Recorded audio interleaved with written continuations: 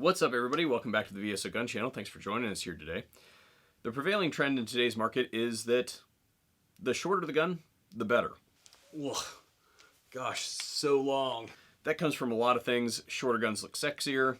From an efficacy point of view, the shorter the gun usually results in a shorter barrel, and there's a lot of weight concentrated in the barrel, so the guns end up being overall lighter, and then also the weight distribution tends to be farther to the rear, so the apparent weight of the firearm ends up being less. So there are some reasons to shorten guns, don't get me wrong, absolutely. The trade-offs, typically with a shorter barrel, you end up bleeding off energy in the projectile, which can be a bad thing, can be something that's not a factor.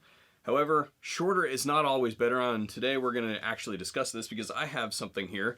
This is actually one of the shotguns from the local PD, and I've been tasked with retrofitting it, if you will. There's a few things that need to happen with this thing, and the original intent of this project was to shorten the barrel. We needed to lose approximately 2 inches off of the shotgun to make it fit in the rack, and that's really what it was. Currently it's got the 18-inch, and it was just about 2 inches too long to fit in the rack. So we were talking about a 16-inch barrel. Well, they don't actually make a 16-inch barrel. You have to go down to the 14-inch barrel to be able to get that done. And when you shorten a shotgun, one, the pattern spreads out quite substantially. The guns become less accurate, especially when we're talking about range stuff. If you need a case study for this, you need to look no farther than my state of Ohio. Our highway patrol issues 14-inch shotguns, and if you've ever shot one, they are terrible. They're hard to use. The trajectory of the rounds tend to not be intuitive. Usually the sights are not properly aligned, and then also on top of that, you have that pattern distribution if you're using something like buckshot. So 14-inch barrels really compromises a gun like the Remington 870. The other thing that we have to consider is capacity. You'll notice that there are 2 tubes here. One is the barrel and one of them is the ammunition magazine. Once you start cutting into the barrel to shorten it, you have to also shorten the magazine tube. Shortening the magazine tube, therefore, reduces the magazine capacity. If you've attended any kind of shotgun training course in your life, you will know that shotguns are always empty. Even if they're fully loaded, they're considered empty.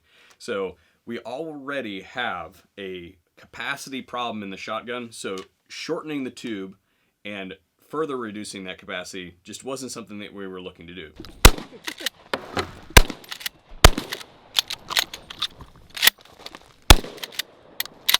Now, to shorten this gun and get it to fit in the rack, I took a look at my own collection to see what we could come up with as far as solutions. My own shotgun has this tack star attachment on here. We did a full video on tacking out this particular shotgun. If you guys want to go look that up, I'll have a link in the description box down below. But basically what it does is it gives us QD points and then allows us to use AR accessories in the form of stocks and grips. Because if you'll notice, if we collapse this down, for instance, and put it receiver to receiver here, that we end up with a much shorter gun, just to start out with. From there, I started looking at some of my own stuff, and if I pick up one of my SBRs here, we can see that we have the Deadfoot Arms TRex Stock here on the back. We did a full video out on this particular gun and the stock system that we've got going on the back of this gun. This is something that everybody should know about because this is super short and it is quick in deployment as well. So this further reduces the length of pull of the gun, and hopefully that's going to get us down to where we need to be to make it more efficient in fitting in that rack. Unfortunately, guys, I can't show you the full process for installation of these components because YouTube's dumb.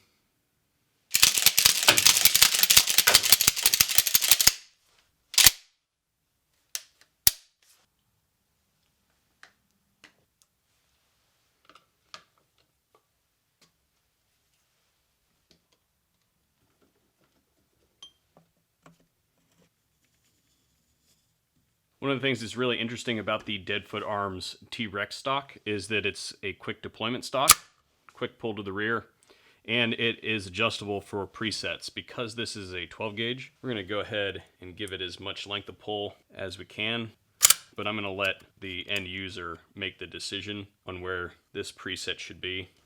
It can stow like this in the rack, and then wham, all the way open. This side saddle is terrible, so we're actually going to be swapping it out to this all metal construction GG&G. GG&G has never paid me a dime to do anything, but I continue to go back to their products because they are just absolutely solid. GG&G, call me, please. Walk by your booth a few times at SHOT Show. You guys kind of ignored me. Please.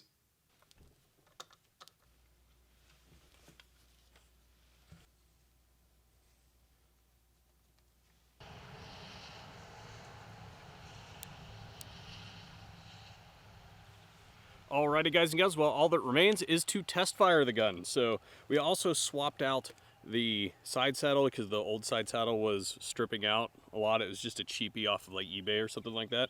So fully extended, and what we're really trying to see is if this stock can handle 12 gauge. We've got 5 rounds of double-aught, see what happens.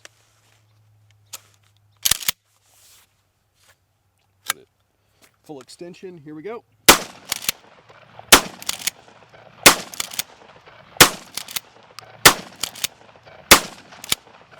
Maybe that was 6 rounds of double-aught, I'm not entirely sure. But as you can see, the thing is locked up nice and tight. We didn't spring any of our Loctite or anything like that we put on there. I did rock set this in place, but this thing is ready to go.